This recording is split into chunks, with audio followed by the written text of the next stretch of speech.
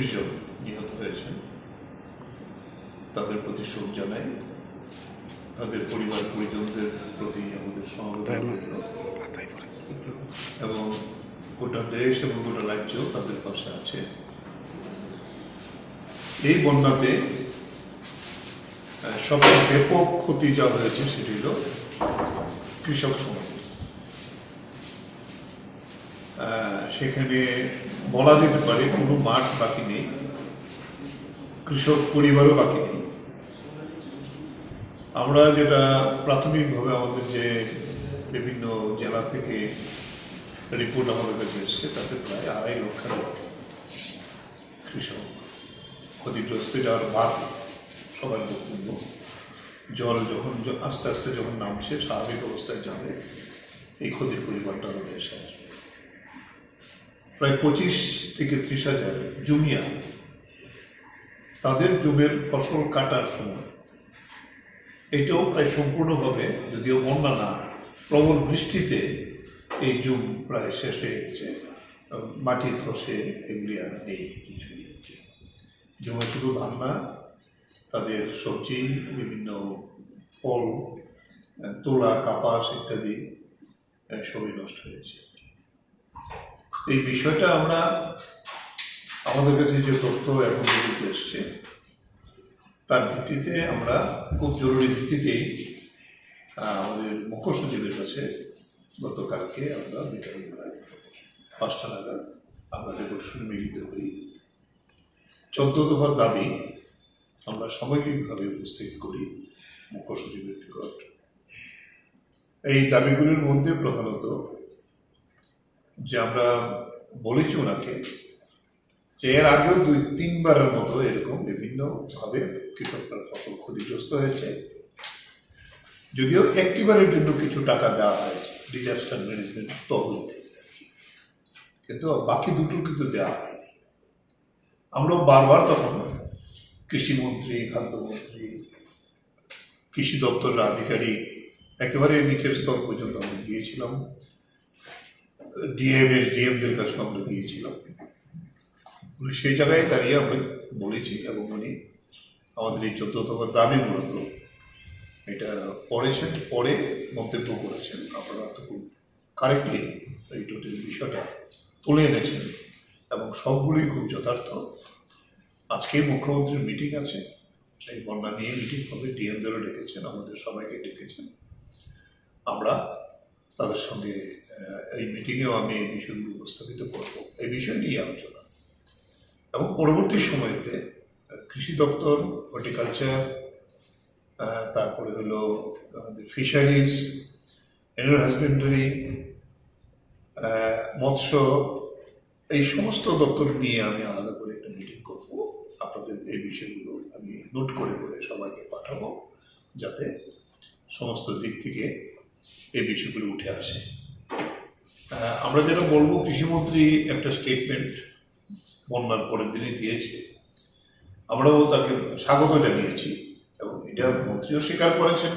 এটা প্রাথমিক তথ্য তিনি দিয়েছিলেন প্রায় 1-1.5 লাখের মতো এরকম, এবং স্বীকার করেছেন রাজ্যের এমন কোনো জমি বাকি নেই যে জমি ক্ষতি হয়নি। ফলে আমরা বলবো যে এইটা শুধু একটি সরকারের পক্ষে, ত্রিপুরার মতো সরকার, তার যে আর্থিক অবস্থা সম্ভব না। আমরা সেখানেই সর্বদলীয় মিটিং হয়, মধ্যে দাবি উঠেছিল যে ইমিডিয়েটলি যদি কেন্দ্রীয় পর্যবেক্ষক দল না আসে তাহলে এটা নিরূপণ করা হবে। দেখা যায় অতীতে পরে আসে, তো ভালো কেন্দ্রীয় সরকার এই বিষয়তে আজকেই তাদের দল পাঠিয়েছেন। আমরা দেখলাম 4-5টি দপ্তরকে মিলিয়ে মিনিস্ট্রি এটা টেক আপ করছেন। এটা ভালো, তারা স্পেশাল বিমানে আসবেন এবং এখন ধ্বংসাবশেষগুলি সহজভাবে দেখা যায় এবং তার ভিত্তিতে আমরা বলবো যাতে ব্যাপকভাবে কেন্দ্রীয় সাহায্য না হলে রাজ্যের পক্ষে করা সম্ভব না।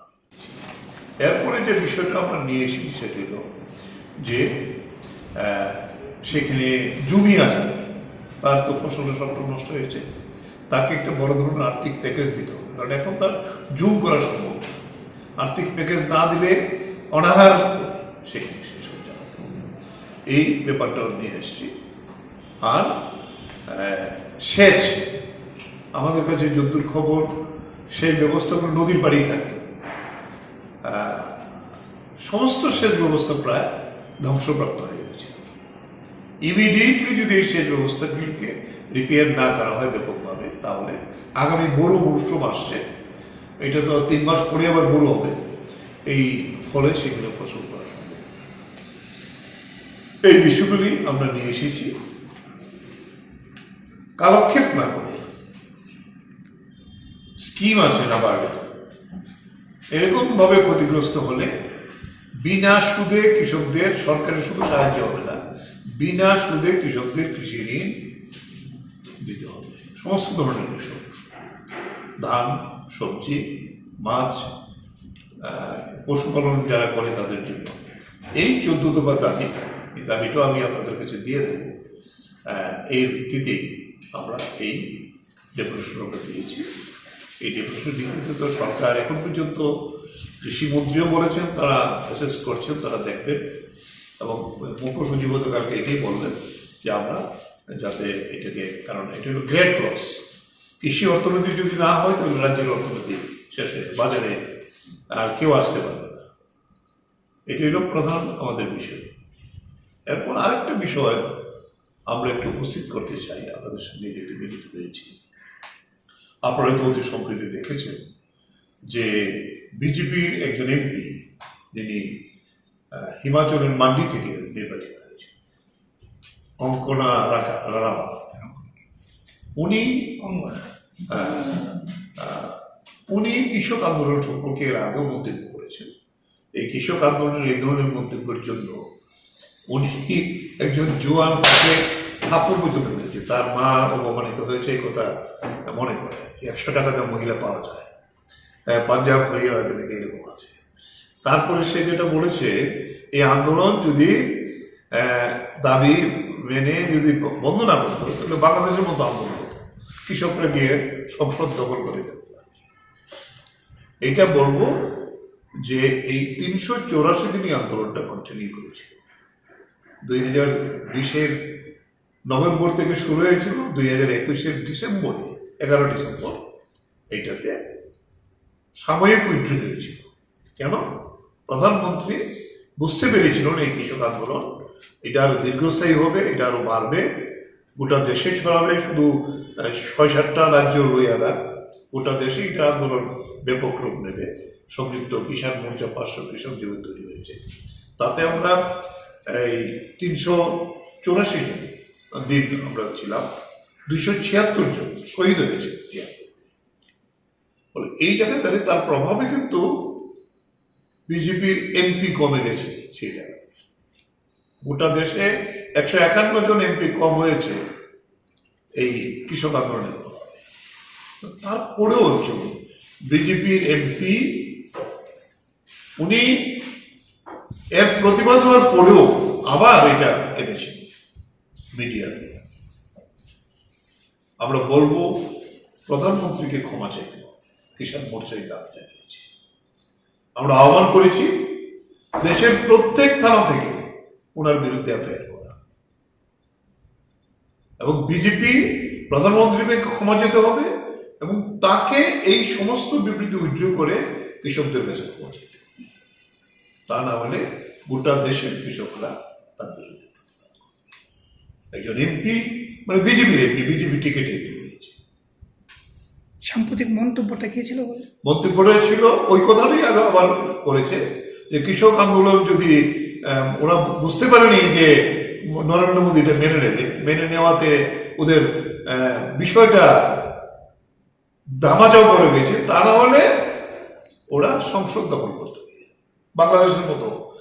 ওরা আমাদের দেশেও এরকম বিপ্লব ঘটিয়ে ফেলত কৃষকরা। বলে এই কৃষকরা তারা এরকম গোটা দেশের কৃষক সমাজের প্রতি এটা, এই কথাটা অপমান করো। এই 276 জন যে শহীদ হয়েছে তাদের প্রতি অপমান করো।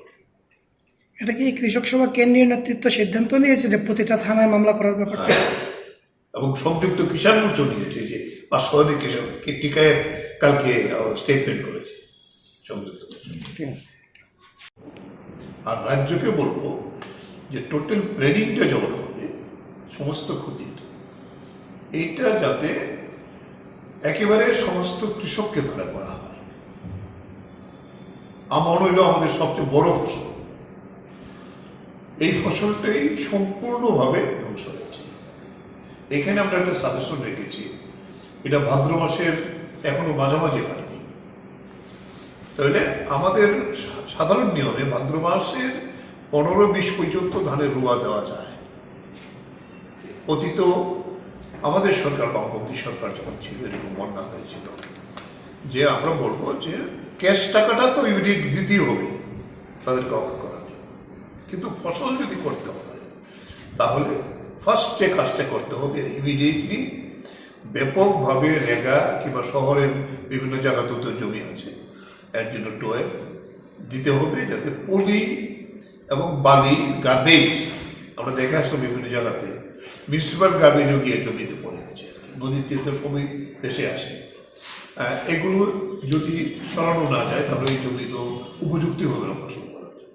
এটা ইমিডিয়েটলি টেক আপ করতে হবে যাতে করে এটা করা যায়। দ্বিতীয় হলো সঙ্গে সঙ্গে চারা উৎপাদন করা। সেন্ট্রালি আমরা শুধু ধান দিয়ে লাভ হবে না, ধান নেবে আবার সেটাকে চারা করবে। এখন এরকম পদ্ধতি বৈজ্ঞানিকভাবে আছে যে একসাথে এক একটা এগ্রি সাব ডিভিশনের মধ্যে ধানের চারা করবেন, যত কৃষক হয়েছে তাতে চারাটা দিয়ে দেবে। তাহলে ওই জমিগুলিতে অনেক জায়গায় দেখা যাবে জমি চাষও দিতে হবে না, পলি যেভাবে পড়েছে তারা রোপণ করতে পারবে। তাহলে আমরা কিছু ফসল অন্তত পেয়ে যেতে পারবো। দ্বিতীয় হলো সবজির একটা ব্যাপক ক্ষতি হয়েছে, হাহাকার বাজারে এখনই শুরু হয়ে গেছে। মরিচের কেজি তো প্রায় 400 টাকার উপরে উঠে গিয়েছিল, যদিও এখন একটু কমেছে, হয়তো বাইরের আমদানি থাকার ফলে সেই জায়গায় দাঁড়িয়ে সবজির বীজের থেকেও বড় কথা হইব হর্টিকালচার ডিপার্টমেন্ট যদি উদ্যোগ নেয়, তাহলে বিভিন্ন জায়গাতে এখন কফির সিজন, বেগুন, তারপরে হলো আমাদের এই যে সিজনটা এখন আছে মরিচ, এগুলো চারা তৈরি করে কৃষকদের কাছে বিক্রি করা। এবং টিলার যারা, তারা তো বন্যার সেই বাইরে, কিন্তু বৃষ্টিতে সব জমি নষ্ট হয়ে গেল সমস্ত।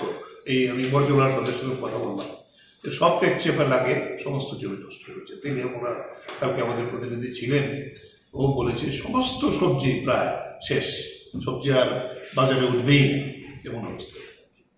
তাই এটি তাড়াতাড়ি সেখানে যদি ফিরিয়ে আনতে, এরপরে যেটা হয়েছে আর সবচেয়ে বড় ক্ষতি হয়েছে মাছের। এমন কোনো জায়গা নেই যেখানে ইভেন উপরের যে বিভিন্ন ট্রাইবেল এলাকাতে লেক আছে, পাহাড় এলাকাতে ট্রাইবেল নন ট্রাইবেলও আছে, এই লেকেও পর্যন্ত ভাসে গেছে। কারণ তাহলে বন্যার জন্য না, শুধু বৃষ্টির জলে আর কি, তার পার ভেঙে গেছে, প্রচন্ড লস হয়েছে। এগুলো আগে রিপেয়ার না করে তো মাছের চারা ফেলা যাবে না। ইমিডিয়েটলি আমাদের রাজ্যে যদি চারা না থাকে, বাইরের রাজ্য থেকে মাছের চারা এনে সেটা দেওয়ার ব্যবস্থা করতে হবে। এরপরে যেটা আসছে সেগুলো গবাদি পশু, গরু, মুরগি, শূকর, তারপরে এগুলি যারা আছে আর কি, তার খাদ্য প্রায় নেই বললাম আর কি। তাই ফডার, পশু খাদ্য, শূকরের খাদ্য আলাদা আছে, পোলট্রির জন্য আলাদা খাদ্য আছে। পোলট্রিও অনেক কৃষক আমাদের বলেছে তাদের পোলট্রির আর কোনো ধ্বংসাবশেষ নেই, এই জায়গাতে দাঁড়িয়ে গেছে আর কি। চিক্স দেওয়া, তার পিগলেট দেওয়া, গরু ক্ষতিগ্রস্ত হয়েছে, কিছু গরু বেশিও গেছে, এরকম আছে আর কি, পূরণ করা এই বিষয়গুলো। এরপরে যে বিষয়টা আছে গবাদি পশু নিয়ে, আমরা বলবো ইমিডিয়েটলি বন্যার পরে যা হয়, মানুষের যেমন রোগ হয় ব্যাপকভাবে